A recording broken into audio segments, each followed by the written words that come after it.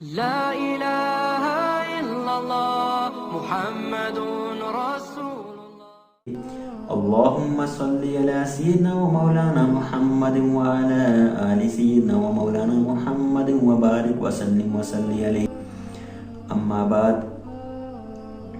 آج ہم وضو کی سنتوں اور وضو کے فرائض کے بارے میں بیان کریں گے. وضو میں ٹوٹل 18 سنتیں ہیں جن کو ادا کرنے سے وضو کامل طریقے سے ہو جائے گا. وضو کی پہلی سنت یہ ہے کہ وضو کرنے سے پہلے وضو کی نیت کرنا، مثلا کہ میں نماز کے مباح ہونے کے لیے وضو کرتا ہوں. وضو کی دوسری سنت یہ ہے کہ وضو شروع کرنے سے پہلے بسم اللہ الرحمن الرحیم پڑھنا. بعض روایات میں بسم اللہ والحمدللہ آیا ہے.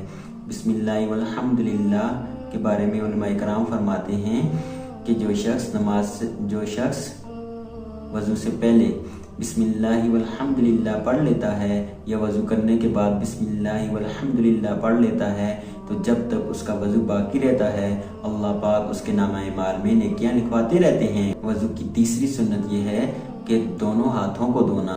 وضو کی چوتھی سنت یہ ہے کہ مسواک کرنا. اگر مسواک نہیں ہے تو انگلی سے دانتوں کو خوب ملنا. وضو کی پانچویں سنت یہ ہے کہ 3 بار کلی کرنا. وضو کی چھٹی سنت یہ ہے کہ 3 بار ناک میں پانی ڈالنا اور چھینکنا. وضو کی 7ویں سنت یہ ہے کہ کلی اور ناک میں پانی چڑھانے میں مبالغہ کرنا. ہاں، اگر روزہ ہے تو پھر مبالغہ نہیں کرنا چاہیے. وضو کی 8ویں سنت یہ ہے کہ ہر عضو کو 3 مرتبہ دھونا.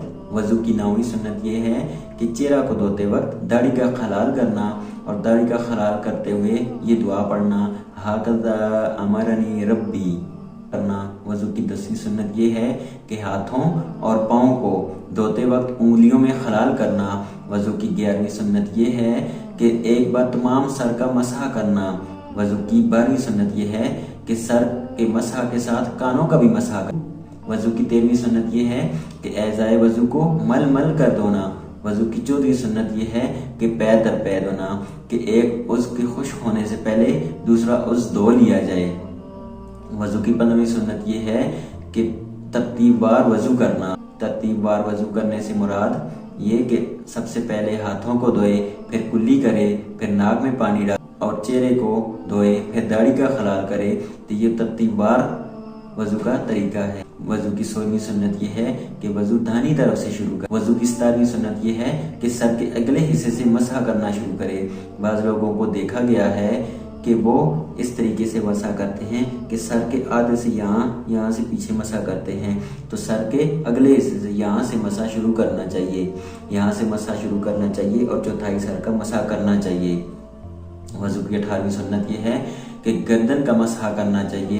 وضو بنا لینے کے بعد کلمہ شہادت پڑھنا، اشہد ان لا الہ الا اللہ اشہد ان محمدا عبدہ ورسولہ، اور ساتھ یہ دعا پڑھنا، اللہم اجعلنی من التوابین واجعلنی من المتطہرین، کہ جس کا ترجمہ یہ ہے کہ اے اللہ آپ مجھے بہت توبہ کرنے والوں میں اور بہت پاکی حاصل کرنے والوں میں شامل فرما دیجئے. اس دعا کے بارے میں مولا علی قاری رحمت اللہ علیہ فرماتے ہیں کہ وضو ظاہری طہارت ہے. اس دعا کی برکت سے انسان اپنے اللہ سے دعا کرتا ہے کہ یا اللہ ظاہری طور پر تو میں نے طہارت کر لی، آپ مجھے باطنی طور پر بھی پاک فرما دی ہیں. یہ تو وضو کی سنتیں. آئے اب ہم وضو کے فرائض کے بارے میں جانتے ہیں. فرمایا کہ وضو میں چند چیزیں فرض ہیں، اگر ان میں سے کوئی بھی ایک چیز چھوٹ جائے یا رہ جائے یا اس میں کمی رہ جائے تو اس کا وضو نہیں ہوگا، اور جس کا وضو نہیں ہوگا اس کی نماز نہیں. تو وضو کا پہلا فرض یہ ہے کہ ایک مرتبہ سارے منہ کا دھونا.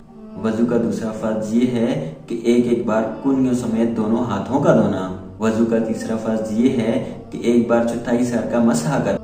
وضو کا چوتھا فرض یہ ہے کہ ایک مرتبہ ٹخنوں سمیت دونوں پاؤں کا دھونا. اللہ رب العزت سے دعا ہے کہ اللہ رب العزت ہم سب کو نبی کریم صلی اللہ علیہ وسلم کی مبارک سنتیں اپنانے اور ان پر عمل کرنے کی توفیق عطا فرمائیں، اور نبی کریم صلی اللہ علیہ وسلم کے ساتھ پکی اور سچی محبت اور ان کے ساتھ عشق عطا فرمائیں. وآخر دعوانا ان الحمد للہ رب العالمین.